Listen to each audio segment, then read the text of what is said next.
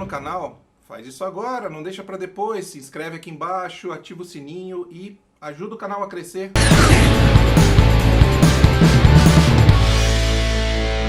Olá pessoal, tudo bem? Bem-vindos ao canal Voo Militar. Sou Marcelo Ribeiro e hoje é a continuação da conversa que a gente fez lá no comecinho do canal com o professor Rudinei Dias da Cunha. E a gente vai continuar falando sobre os caças da FAB, né? A gente está fazendo toda a história da aviação de caça da FAB, está contando a história de cada uma das aeronaves. E no último vídeo, na verdade, na nossa primeira entrevista, a gente conversou e falou até o Gloster Meteor. Então a gente vai partir desse avião para frente. Então, Rudinei, muito obrigado pela presença mais uma vez, agradecendo aí o prestígio ao nosso canal e vai ser muito legal conversar com você de novo. Obrigado, Marcelo. Boa noite a todos aí que estão assistindo. E boa tarde ou bom dia, depende do horário que estiverem, né? Verdade. Então, vamos continuar aqui com essa cobertura aqui, que é uma espécie de uma análise cronológica, talvez, como é que a aviação de caça da FAB se desenvolveu, né? E como o Marcelo comentou, nós tínhamos terminado no primeiro episódio tínhamos falado sobre o Gloster por último, né? É interessante essa parte da aviação de caça da FAB na época, né? Porque o Gloster não era o único caça que nós tínhamos, né? Concomitante com a operação do Gloster, nós tivemos a operação do F-80C de fabricação norte-americana, que foi na verdade o primeiro caça a jato que os Estados Unidos colocaram em operação. O desenvolvimento da aviação a jato foi muito rápido, né? Então naquela época surgiram vários diferentes caças, tanto baseados em terra como navais, né? Uhum. E a FAB, ali a partir de 1958, passou a operar 32 F-80C, e é interessante que exclusivamente por um único esquadrão, o primeiro do 4º Grupo de Aviação lá em Fortaleza. O F-80 é um avião diferenciado. Eu ia comentar sobre isso, né? O F-80 é um avião, era no momento que veio para o Brasil, um avião provado em combate, né? Tinha voado na Coreia, enfim, era um avião com bastante experiência de combate, né? Sim, E, como eu comentei, né, devido ao rápido avanço da aviação a jato na época, até pode-se dizer que já era até obsoleto. Uhum. Né? A própria participação dele na Guerra da Coreia foi rapidamente ofuscada pelo Sabre F-86, né? Uhum. Que era um avião infinitamente superior a ele. Né? Mas, de qualquer forma, em termos de Brasil, né, o próprio F-80 tinha suas vantagens sobre o Gloster. Né? Agora, é interessante, né, que ele foi operado concomitante, né, com a operação dos Gloster, né, mas ambos praticamente encerraram a sua carreira na FAB na diferença de um ano ali. Né? 66, 68 o Gloster, né, Uhum. E o F-80 em 67. Logo em seguida, né, com a necessidade de substituição urgente dos Gloster na FAB, né, uma vez que eles tiveram que ser retirados de serviço por uma pane estrutural nas asas, né, causado principalmente pelo seu uso em missões de treinamento em ataque a baixa altura, né, com lançamento de foguetes, lançamento de bombas, né. Isso acabou exigindo demais a estrutura dele, né, e ele teve que ser desativado bruscamente. Uhum. E a FAB foi forçada a adquirir no mercado exterior, né, algum caça que pudesse, ou alguma aeronave que pudesse repor minimamente a capacidade dos seus esquadrões de caça. Tanto é verdade que acabou adquirindo um conjunto de aeronaves tampão, que a gente chama, né, 48 aeronaves do tipo AT-33 A-20LO. Devo dizer que esse treinador armado, na verdade, ele era um desenvolvimento do treinador puro T-33A, chamado de Thunderbird, né? 10 aeronaves do tipo T-33A já eram operadas na FAB desde 56. Mas a gente não deve classificá-las como caça porque era realmente aviões de treinamento, exclusivamente. Né? Sequer tinha armamento. Né?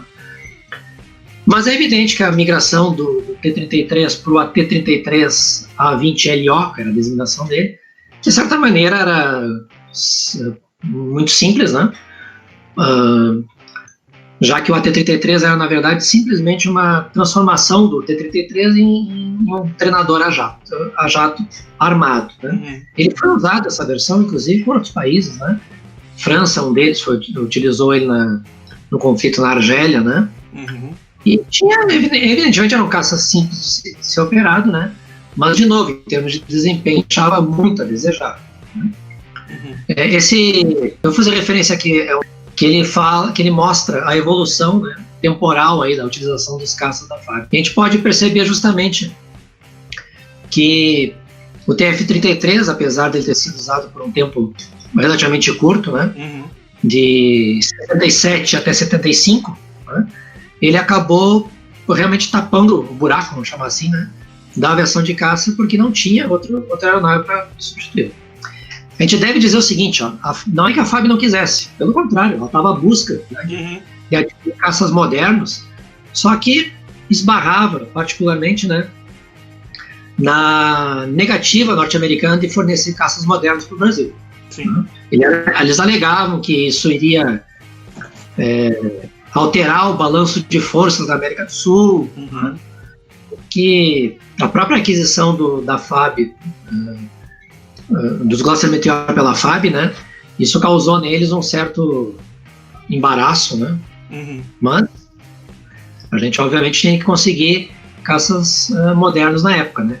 Já visto que, como a gente já falou também no vídeo anterior, né? A Argentina era muito mais bem armada do que o Brasil. Sim.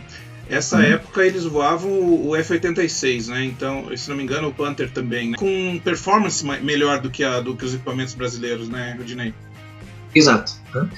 Bem, então, por exemplo, dentre os caças que a FAB buscou adquirir de alguma maneira, né, nessa época em que a gente foi forçado a adquirir os AT-33 aí, né, como caça-tampão, a gente buscou comprar, por exemplo, o Lightning britânico, né, o próprio Phantom F4 americano foi cogitado, né, o Draken sueco. Qualquer um deles, ótimas aquisições, né, para quem gosta de aviação. Né? Inclusive, houve essas tentativas, algumas delas foram realmente, chegaram até a ser visitas às fábricas, né, mas os negócios acabaram não procedendo, mas a FAB, dentre esses diferentes fabricantes que a FAB buscou, né, testar e verificar qual seria mais adequado para o Brasil, num contexto mais amplo, que era não só de ter caças modernos, possivelmente supersônicos, mas também ter os meios de detecção e de interceptação, com o objetivo primordial na época de proteger a capital Brasília. Então, junto com... E isso é interessante de analisar, né, porque a compra do caça, que foi feita para proteger Brasília, veio junto com a ideia da construção de um sistema integrado de defesa e controle de tráfego aéreo. Único na época, né, do mundo. Né? E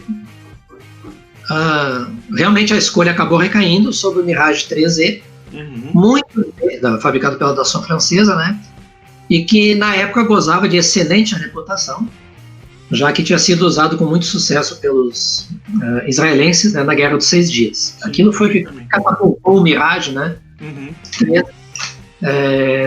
entre diferentes usuários logo após. Né.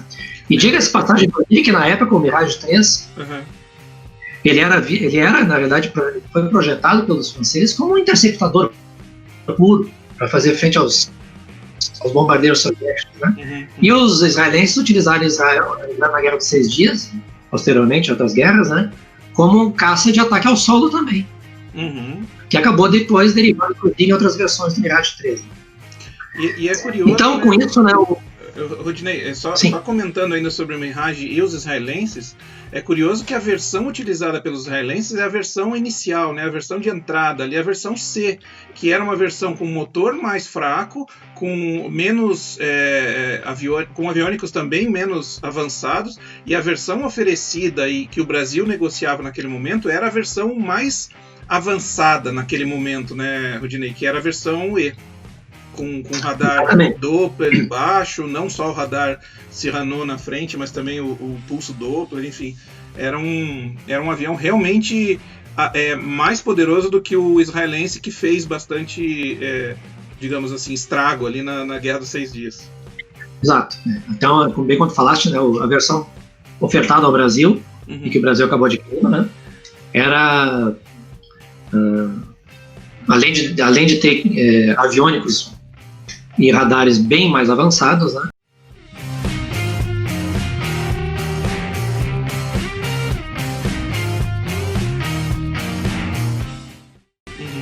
Tinha também um míssil, né? Que, claro, os mísseis de combate aéreo na época, né? Claro que tinham suas limitações, praticamente todos eles tinham limitações quanto à posição em que ele podia ser disparado, né? Mas era um míssil bastante potente, né? 530 né? E, além disso, uma diferença substancial na versão E era o sistema de pós-combustão num motor a par mais potente. Então isso também tornava a aeronave, né, bem superior à versão C usada por Israel, África do Sul e outros países. Então, com isso, né,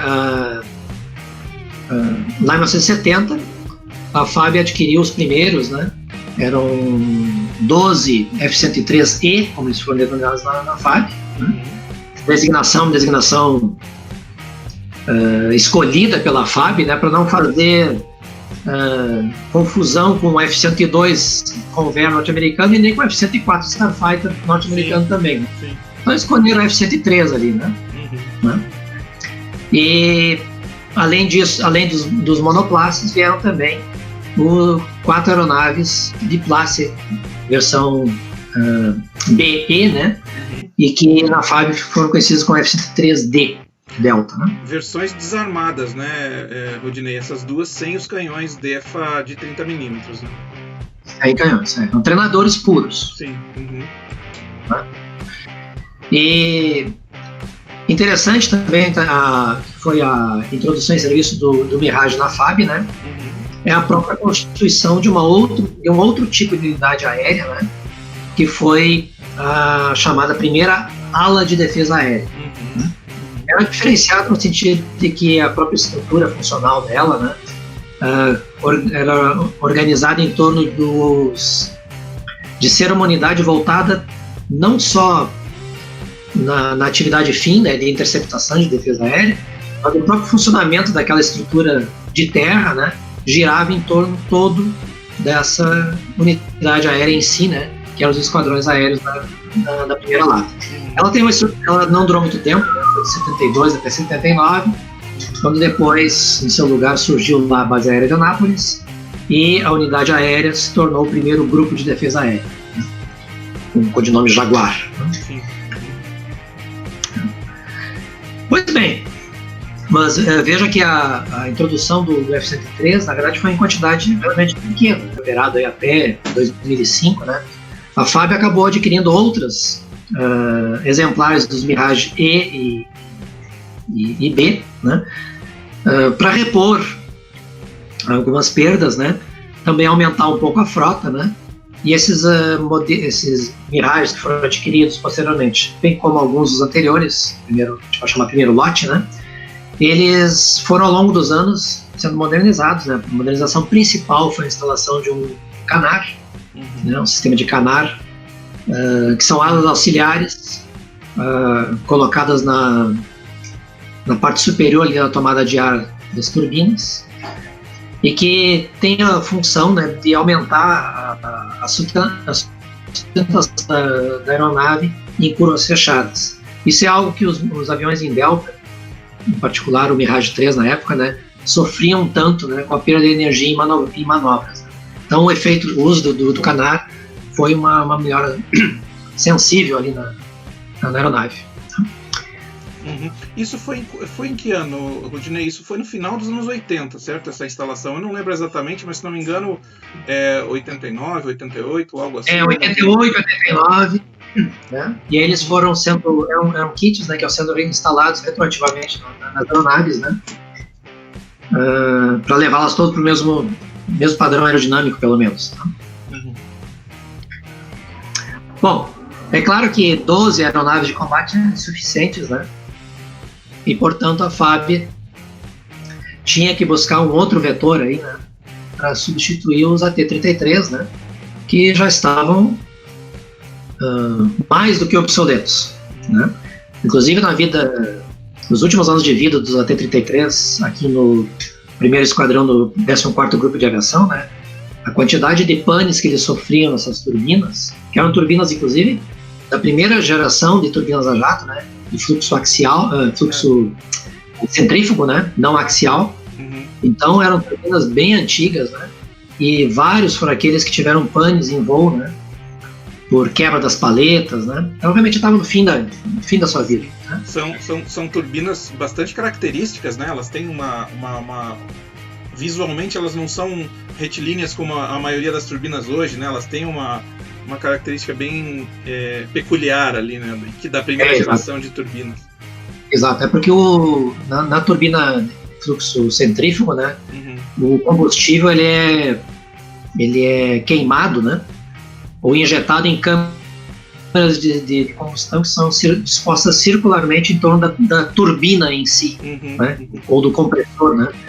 Isso aí tem várias implicações, né? Aumenta a área da frontal da aeronave, o sujeito não consegue dar tanta potência quanto uma aeronave, um motor de fluxo axial, né? Uhum. Então realmente era a primeira geração, e nós estávamos usando essas aeronaves em 75. Uhum. Né?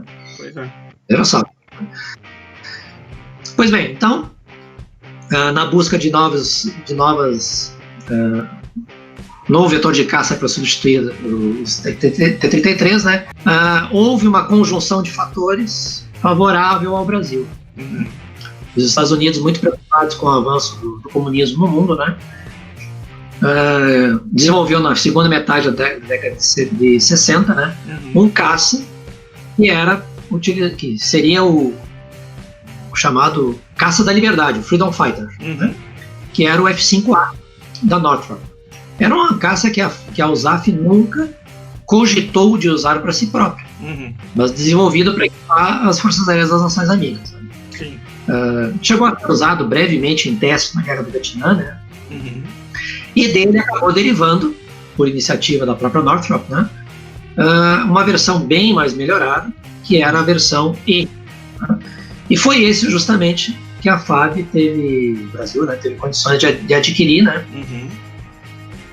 Sendo 36 aeronaves modernas, né, zero bala, como a gente chama, né, uhum. de fábrica, adquiridas lá em 73, né, e que foram destinadas originalmente para o primeiro grupo de aviação de caça, uhum. lá em Santa Cruz, e primeiramente, né, logo em seguida, o primeiro do 14º Grupo de Aviação aqui em Canoas. Uhum. Né? Então foram 36 aeronaves monoplace, né? Uhum. E junto com ela, porque era uma aeronave de performance bem superior aos T-33 que deveria substituir, né? Uhum. Inclusive com características bem diferenciadas, né? O eletrônico, a própria atitude de pouso dele é diferente comparado com outras aeronaves, né? Ele tem que vir um ângulo de ataque bem mais alto, né? E então a FAB adquiriu 6 aeronaves treinadoras, que era da versão B, né? Uhum. O F-5B. Não existia naquele momento. Nesse diagrama aqui. Não existia, né, Rodinei? Naquele momento não estava disponível ainda a versão F de treinamento. É por isso, né, que foi feita essa aquisição. Exatamente. Uhum. Inclusive, pode-se ver realmente que a necessidade de adquirir os F-5B foi para suprir essa necessidade de treinamento dos tripulantes, né? Uhum. Mas não era ideal, porque realmente o F-5B tem um desempenho bem diferente do F-5E. Né? Isso realmente só foi, de certa maneira, sanado, né, com a introdução no mercado, né, da versão de treinamento F, né, que essa sim é uma evolução da própria versão E, né, e que tem capacidade de dar um treinamento bem mais similar àquele que os pilotos depois irão utilizar na versão monoplace. Agora, fazendo referência aqui a esse diagrama, né, da utilização das aeronaves de caça ao longo dos anos, né, a gente pode perceber que, infelizmente, né, por dificuldades orçamentárias, né, o Brasil sempre destinou uma quantidade muito pequena de recursos, né, para a área de defesa, né, o que acaba acontecendo é que as aeronaves são utilizadas por muito tempo, né, e a vida delas é estendida, né, com compras de lotes diferentes ao longo dos anos, né? Isso aconteceu com o F-103, né? Mirage, e aconteceu também com o F-5E, e aí em escala muito maior, né? Porque os Mirage 3 eram poucos exemplares, né? Foram 9 exemplares adquiridos ao longo de alguns anos aí, né? 1980, 88, 89 e 99. Não foram adquiridos em pouca quantidade, né? Justamente para repor né? a frota, né? O F-5E, né, foi diferente, né? Porque tivemos o primeiro lote com 36 aeronaves fabricadas especificamente para o Brasil, né, vieram 0 km. Depois, em 88, a FAB, depois de buscar várias alternativas, né, inclusive versões fabricadas na China do MiG-21, né? E ainda bem que a gente não embarcou nessa, né? Sim. Teria sido um grande problema de suprimento, de operação, aeronave completamente diferente do que a FAB usara até então, né? Então, em 88, a FAB adquiriu um segundo lote da F-5E, né? Era dessa vez agora aeronaves de segunda mão, que vieram basicamente de 2 grupos de unidades aéreas da USAF. Um deles, esquadrões de treinamento em combate dissimilar, os chamados esquadrões agressor, e outros dos esquadrões de treinamento que eram utilizados para justamente fazer a conversão operacional de pilotos de nações amigas. Não necessariamente fosse operar o F-5E, mas para fazer a migração para o voo supersônico. E junto com esse lote em 88 de aeronaves F-5E vieram os primeiros 4 F-5F. Essas aeronaves, elas realmente deram um alívio, né, na operação dos caças, né? Só que elas eram bem diferentes dos F-5E do primeiro lote. O assento ejetável era diferente. Né? Elas já não eram aeronaves novas, né? Então elas tiveram que passar aí por um grande processo de adequação, inclusive estrutural, né? Algumas delas vieram com longerons, né? Já em fase crítica da parte estrutural deles, né? Eles eram bastante exigidos, né? na USAF, né? Nesses esquadrões agressores, eles eram muito exigidos, o voo, né? Muito exigidos. Então faziam um combate simulado. Então realmente a carga G que eles eram submetidos diariamente aí cobrou, né, essa estrutura da deficiência de estrutura da aeronave, né? É interessante como isso acontece na FAB, né? Aconteceu com os P-40, aconteceu com os P-40, né? E aí com os do segundo lote dos F-5, né? Mas isso foi sanado com um esforço muito importante feito pelo Parque de Aeronáutica, né? De São Paulo, né? São Paulo, né? Parque de Aeronáutica de São Paulo, né? Que inclusive não é errado dizer que é nós, né? Nós temos ali uma experiência e fora do comum, né? Em relação ao mundo, isso em relação ao F-5, né? A gente tem uma experiência muito grande, né, Rodinei? E é reconhecido, inclusive, pela própria Northstar. Interessante. Então, realmente, o pessoal ali da parte técnica, manutenção e pode dizer até construção de peças, às vezes, porque precisa, né? Usar usinagem, né? Para fazer uma peça que está faltando.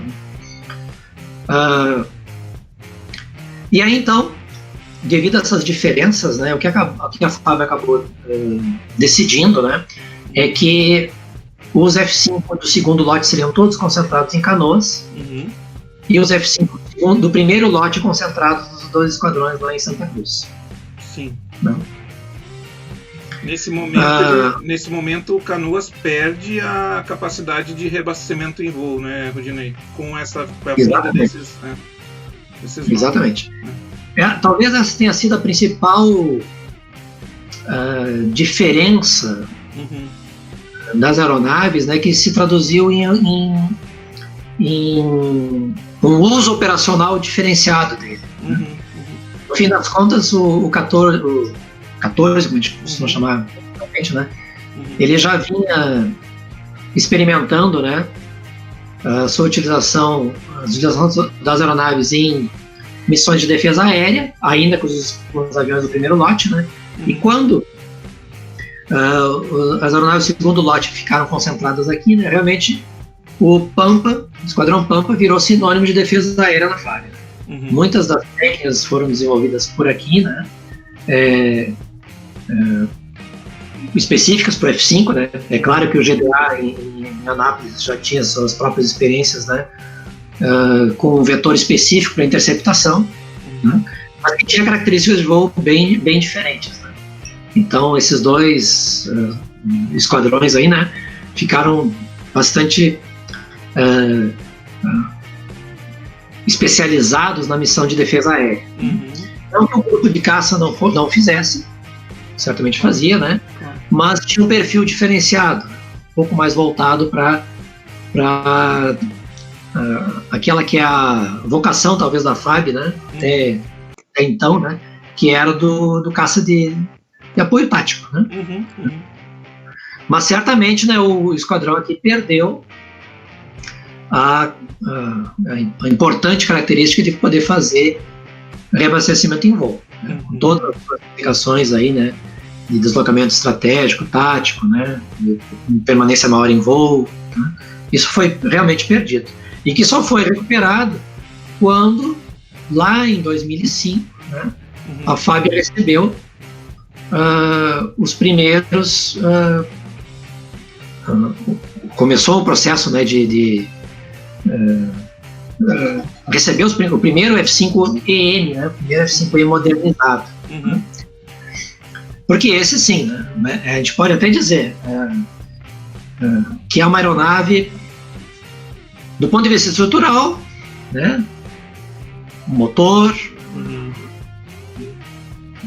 praticamente igual a que veio para o Brasil, né? Mas e a gente até já tinha experimentado um tanto com mísseis um pouco mais modernos, né? Já tinha uma certa integração, né? Mas na verdade foi com a modernização dos F5, né, que ele se transformou num caça que permitiu a FAB adquirir, dar um salto, né, na operação de vetores modernos, né? Introduziu em serviço na FAB o conceito de combate BVR, porque o radar que a gente tinha instalado nos F5 do primeiro e do segundo lotes eram radares, a gente chama de radar de controle de tiro, não tinha capacidade de detecção a grande distância, né? Então, efetivamente, para fazer uma interceptação precisava ter o apoio de um radar interno, como ainda hoje também é feito. Os radares também tem essa missão também, né? Claro. Mas agora a gente tem nos nossos F5 modernizados, né, um radar bem mais potente, né? Uma versão específica para o Brasil do Grifo, né? E que logo na sua introdução realmente foi um salto exponencial, assim, né? A gente passou de algo que enxergava talvez 5, 7 milhas adiante para algo em torno de 35, 40 milhas, né? E depende de certas características da operação, né? Junto a isso, veio integrado a capacidade de utilizar um míssil, né? Também de alcance BVR, né? Que é o míssil Derby, Rafael, né? Em Israel, né? E que realmente, como eu digo, a introdução das versões modernizadas do F-5, tanto do E como do F, né? É um salto assim de capacitação dos nossas tripulações, né? Exponencial, né? Colocando eles, na verdade, aptos, né? Para que no futuro, como acabou por acontecer depois de uma longa gestação ainda de quase 14 anos, né? Para conseguir finalmente ter escolhido um vetor moderno, né? Que é o nosso Gripen E, né? E o Gripen F, né? Os F-9, né? Então vejo, né? A operação do F-5 no Brasil é desde 74, né? Até nos dias de hoje, passando aí por modernizações, né? Aquisições de aeronaves de segunda mão, né? Além do segundo lote adquirido em 88, também a FAB buscou adquirir um conjunto de aeronaves, particularmente os biplasses, né? Que estão em quantidade pequena no mercado, né?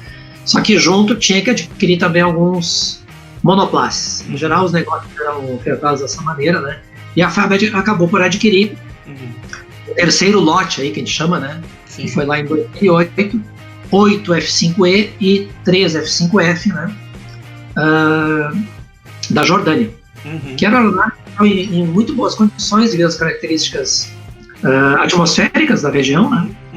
Isso realmente contribuiu para que elas estivessem em boas condições e fossem transportadas para o Brasil, né?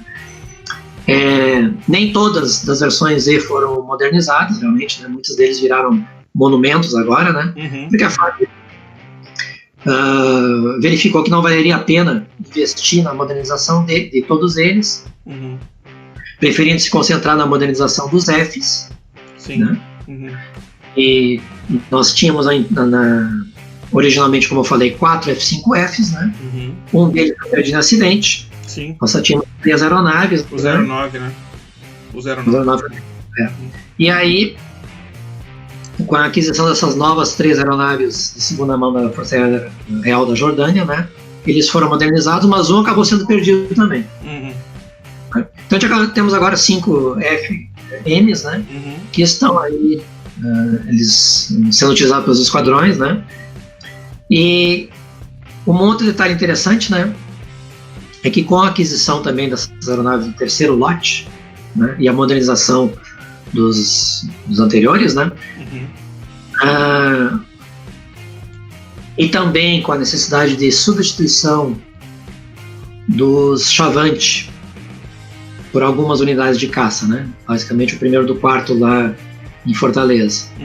E junto com a necessidade do Brasil colocar uma unidade de caça moderna na Amazônia para fazer frente a eventuais situações aí de ameaça à nossa soberania, né? Nacional, se decidiu por reequipar o primeiro do quarto grupo de aviação com os F-5E sediados lá em Manaus, passando a ser sediados lá em Manaus. Uma peculiaridade, né, devido à operação lá na Amazônia, né? Muito quente, muito úmido, né? A pista tem dimensões talvez não ideais para a operação do F-5, né? Então o primeiro do quarto ele não opera a versão de classe, né? Seus pilotos fazem quaisquer missões de conversão, né, e de manutenção da operacionalidade, né, usando ali os demais esquadrões, né? Então a história do F-5 agora ela tem agora outra parte interessante, porque quando os Mirage 3 deixaram de ser operados, né, lá em 2005, quando estavam realmente limite, né? Não tinha mais condições de serem usados, né? Era muito caro mantê-los, né? Tinham problemas estruturais também, né? Eram aeronaves antigas já, né? os radares já faziam mais... não tinha a qualidade necessária, né? Uhum. Então, a FAB adquiriu, lá em 2006, 10 aeronaves Mirage 2000C francesas. Uhum. Né? Uma evolução do Mirage 3, né? Com uma boa capacidade de interceptação, defesa aérea, interceptação também BVR. Né? A gente deve dizer, na verdade, que a FAB entrou na arena BVR quando chegaram os Mirage 2000. Sim. Né? Mas ele foi utilizado por apenas um esquadrão. Uhum. O primeiro GDA, lá em Anápolis, né? E essa expertise, né, no combate BVR, claro que não podia ser disseminada entre os demais esquadrões. Isso foi conseguido quando os F-5E, né, M, passaram realmente a ser operados por uma quantidade grande de esquadrões. Também junto, né, com uma aeronave bem mais moderna em termos de radar, né, tinha um radar RDI.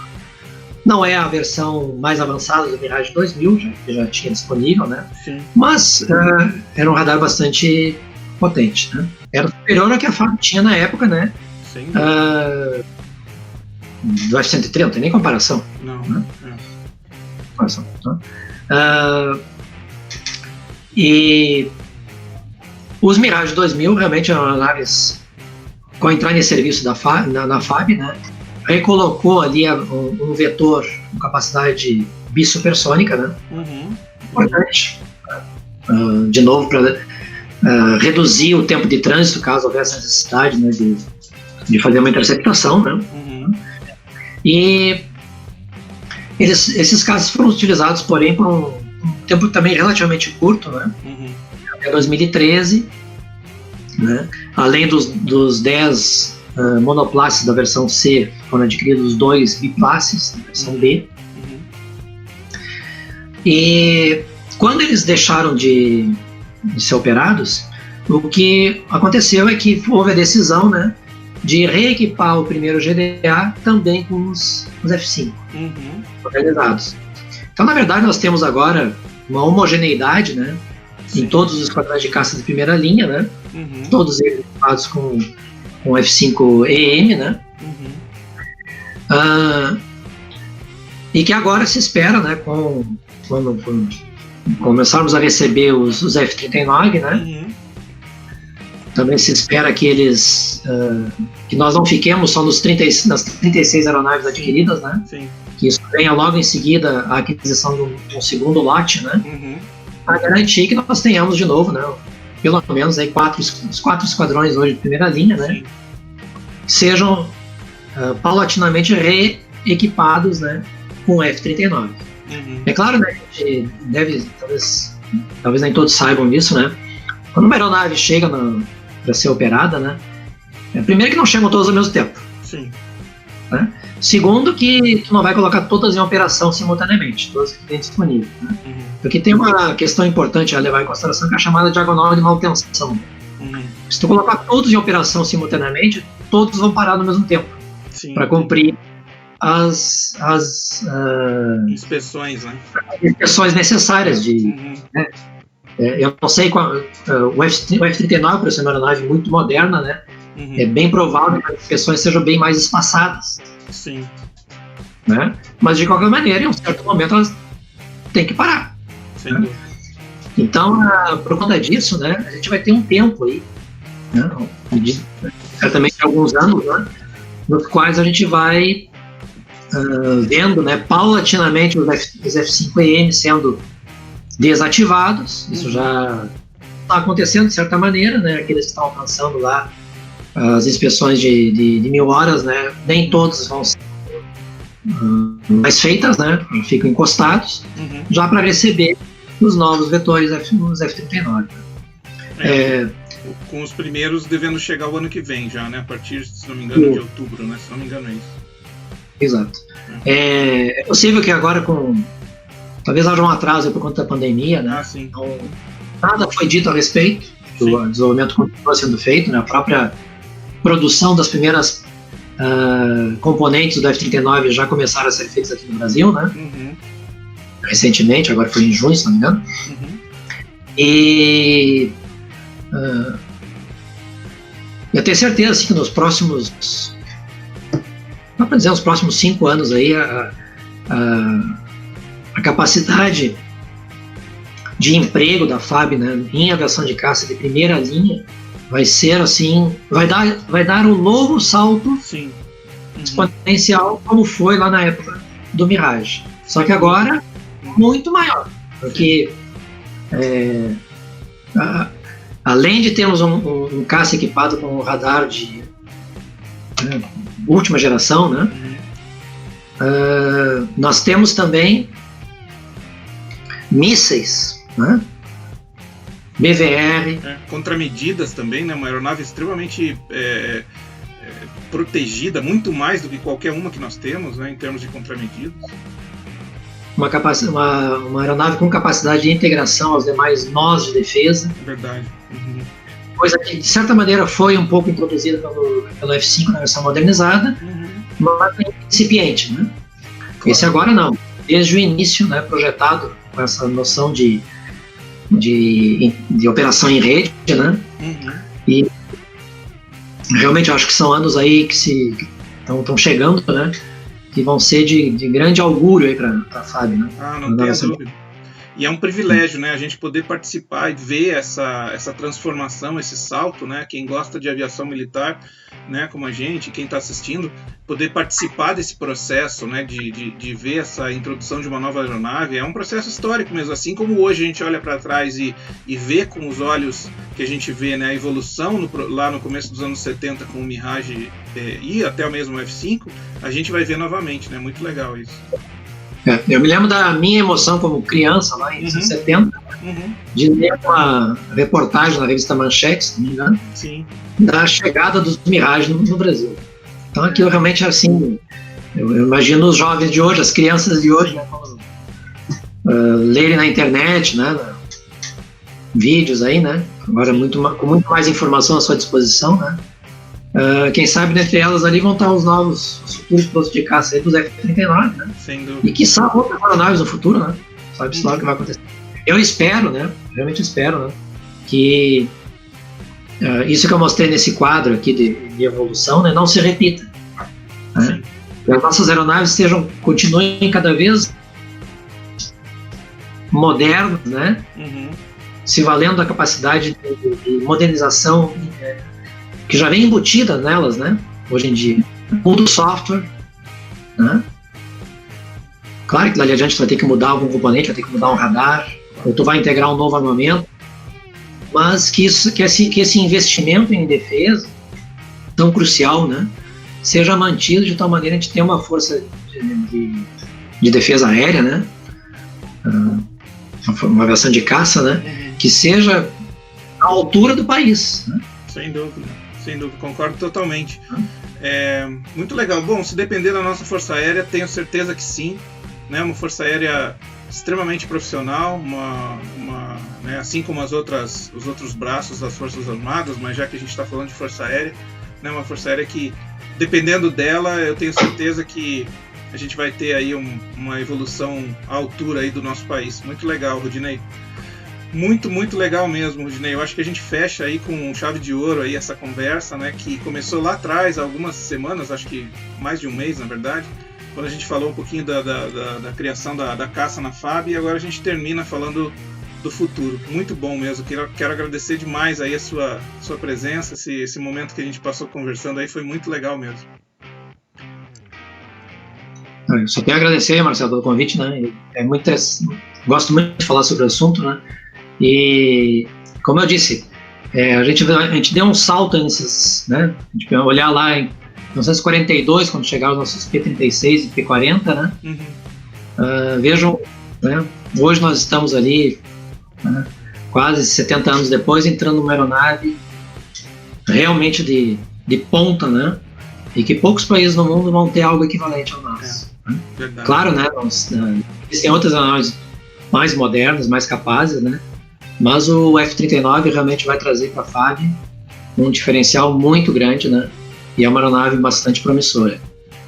É verdade. E que nós temos controle sobre ela, né? Isso é uma coisa fundamental, né? Sim, fundamental mesmo.